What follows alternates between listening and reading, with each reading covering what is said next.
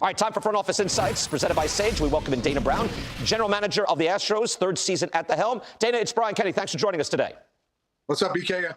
I know we're going to be talking to Rick Pitino. We'll be talking St. John's. I just want to mention, you're a Seton Hall of Famer. Do you hate St. John's, or are you okay with them? No, look, in between the lines, it's a little bit of competitiveness and hate, but overall, as a sport, we love them. Right. Interesting. No, the Big East ties there. Jose Altuve, I want to talk about him. He's tearing it up at the plate. Slash line looks terrific. Tell me about left field. What do you make of his transition? Yeah, the transition's going well. Look, for a guy that hasn't played out there, he's really athletic. That's what's key. And, he's getting to a lot of balls in the gaps. He's coming in well. So he's been doing pretty well for a guy that's never played out there. And he's learning still at the major league level, which is pretty tough to do. I mean, this is, like the highest level of baseball. So for the most part, he's done a really good job, and he's growing more each day. Now, tell me about why you wanted to do that between his defense and getting Yordan Alvarez off his feet, but then you lose Alvarez and you lose a DH because Alvarez now has to move over there, and he's still a relatively young guy. Tell me about like the cost effect of all of that. Yeah, it creates some flexibility in our lineup. It allowed us to sign, Rogers. Rogers is off to a pretty good start. He went 0 for 5 yesterday, but, he's been swinging the bat well. As you know, he's a, former top pick, a guy who's won a Gold Glove. We think Rogers is going to have a comeback season. And so this allows us some flexibility in our lineup. And it also, as you mentioned, gets Alvarez off of his feet. And so we think this could be a win-win. And, he's still going to play some second base, but he took to it very well. And I think he's doing a pretty good job learning at the major league level. Dana, we were talking to Kyle Tucker earlier. From an organizational standpoint, give us your reasoning on trading him before his contract year. Yeah, look, I felt like I've mentioned this before. We want to be competitive in the future and still remain competitive in the present. And one of the things with, trading Kyle Tucker, we were able to secure 14 years of control with the players that we have. We feel like this is going to be big upside for us. And look, it's tough to lose Kyle Tucker for a year, but ultimately, we feel pretty good about it. And we think it's going to be a good trade for both sides. You guys Astros are 7th in payroll, so you're a big spender, relatively speaking. What is your take on the mammoth contracts going up? Because we talk about it on the show all the time. Not that long ago, it was $300 million. It was a big-time contract. Now we're looking at $500 and $700. What's your philosophy on spending that much on one player?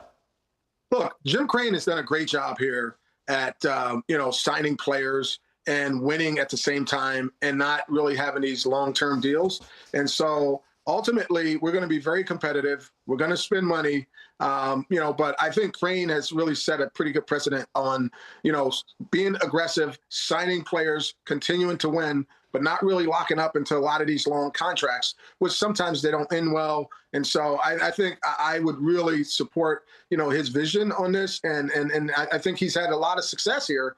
And I think it's a good way to go. To continue to remain competitive without getting locked up into these long-term deals. And you mentioned swapping 1 year for 14 years of club control. Cam Smith is a big part of that. Made the big club right away, had an RBI triple last night. Was that that's the key piece, right? So you believe in this guy to deliver? Yeah, I mean, we think having Cam Smith for these 6 years that we're going to have him, we think this has got a chance to be really big.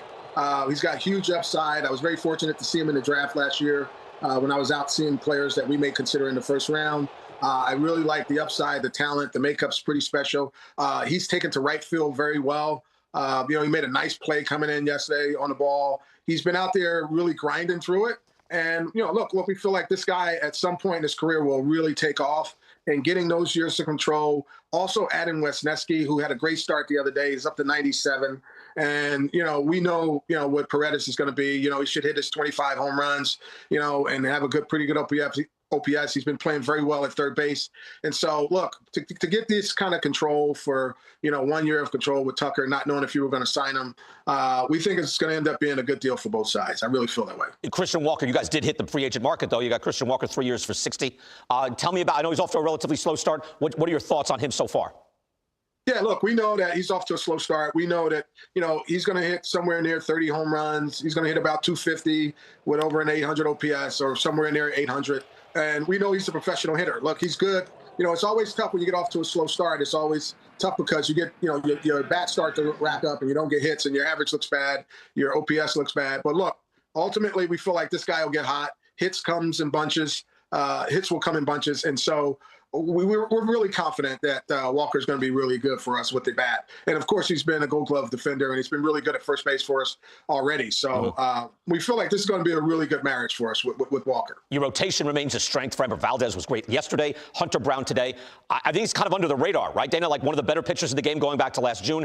Give the fans a scouting report on him.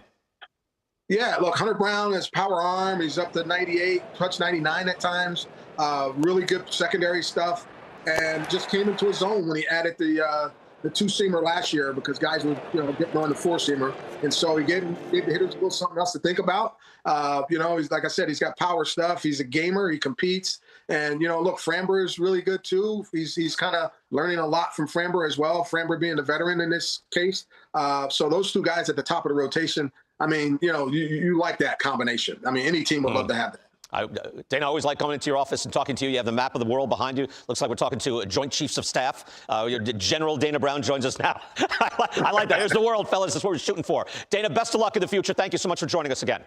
I appreciate that. Thanks for having me on, BK. The showdown is not meant to cause offense or harm. The viewer acknowledges any reliance on the accuracy or completeness of said content should be done at their own discretion. The host apologizes in advance for any affront as a result of personal attacks. Intentional talk follows us here on MLB Now. We're able to corral Kevin Millar for a few moments. How are you, Kev? Welcome back. Good, BK. I'm glad that I got reminded because I was like, oh, my God, yep, earpiece is in and we're ready to go. Let's go. You're out there watching the truck, the boat, and everything else. And you're like, oh, I got to be on TV. All right, I want to ask you this. Now, Kevin, you're not Kevin Millar. You're a GM or an owner, right? You're in charge of the franchise for a good 8 to 10 to 12 years moving forward. If you're in that position, do you do a $500 or a $700 million deal for a free agent? No, it's crazy. It's crazy. I'm a high annual value or annual value salary guy. AAV. Whatever that word is. AAV, right? Yeah. Kind of like the Alex Bregman. I'll give you 3 for 120 right now. Boom, I'll pay you $40 million.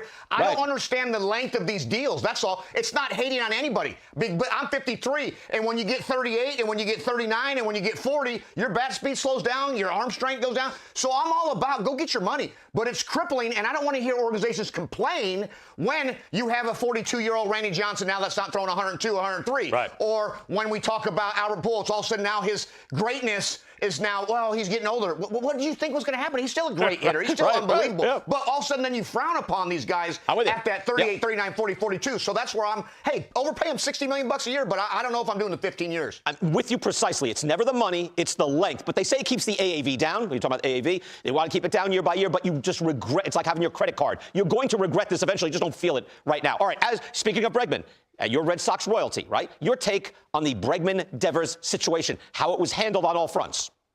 Yeah, I mean, honestly, the first interview we see is the questions that immediately the media goes, hey, Devers, are you going to play third base? He's like, yeah, that's my position. So I just want to tell you real quick, if you're Devers, and yes, you've been paid $300 million, and by the way, from 17 to 20, probably not a great, or whatever the years he started there, not a great third baseman. He worked his butt off to become a better third baseman, let's say. I know that he's at the bottom, and now they go get an Alex Bregman, which is what they needed, the Red Sox. They need a baseball dude. They need somebody to go in there and make people around them better. And now you go in and a Gold Glove third baseman, it's kind of like, whoa, whoa, whoa, whoa. So if you're Devers, that's all we talked about for the first 3 weeks was his answer. But this will all kind of relax, right? And it is now. He's learned a new position. I understand if you're upset with your Devers immediately just that first few days because it happened late. Bregman didn't come till late. Kevin, it did affect his performance. Now, he seems to have snapped out of it, but there's no question it affected him. And the Red Sox... yeah, go ahead. Or him not being in tip-top shape, it affected his performance, BK. It's not... We can lean on this crutch on, I got to go DH now. You either rake or you don't rake. Rafael Devers rakes. So now, coming into the best shape, and then we'll worry about if his feelings got hurt for about 6 games. Is your feelings hurt? Maybe you're not getting in the best of shape. And I'm going to say, look, the checks are clearing. That's my view. The checks are clearing. They're paying you. Which isn't always happiness. Right. Which is not always happiness. But it can make you relatively happy. But he can go anywhere. And look, if he was a better fielder at his position, I like the way the Red Sox, they were determined. The messaging didn't seem to be good. But I like ultimately they said, we're going to do what's best for the club to win. And I think that sends a message that's pervasive to the entire club saying, hey, there's not just because we paid this guy's our superstar, he doesn't dictate to us. No, I agree, and this whole message to win, but it's got to be both sides around the board, right? There's still salary dictates playing time, so don't scream those words, and if you're not hitting, then you're not playing. That's the way out. If you want to play the big leagues the right way, let's watch the postseason. Back to you. The Dodgers have lost 4 out of 5, Kev. 3 in a row. They're facing a sweep against Washington. Is it within the realm of possibility? I'm just asking. I'm not saying that they're not quite a super team. Is that a possibility, or is this a tiny little blip? No, it's the same thing we just talked about Devers. He's 0 for 19 with 15 Ks, and then fast forward to next week, all of a sudden he's 7 for 15, he's hitting 500. It's an average, right? They're not going to win 145, but they're going to win 113 was my over-under, and I'm still going to stand by that. All right, good. I didn't even ask you about torpedo bats. You're good with them, right? How did you not invent one with Theo back in the day? I'm stunned. By the way, we used them, BK. I have it right here. This is a torpedo bat. This is the way, this long barrel right here. I did this on the show the other day. It's a long, all they've done was take a quarter of an inch right here and move a little bit down here. And you still got to hit the ball, and Aaron Judge wasn't even using a torpedo bat the day they hit 19 home runs. It matters, though. Okay, it helps, though. Like, it's a little thing that will help. I love it. I love the idea, but I still got to get a good pitch to hit. BK, I got to still stay through the baseball, and I still got to go touch the pillows. You know what I'm saying? Go, show your swing. Bang, that's your swing. There it goes. Yeah. 6'3", 5'3", 6'3", 5'3". You're the best, Kev. Thank you so much. We'll do it again. Thank you. All right, pal. Thanks, BK.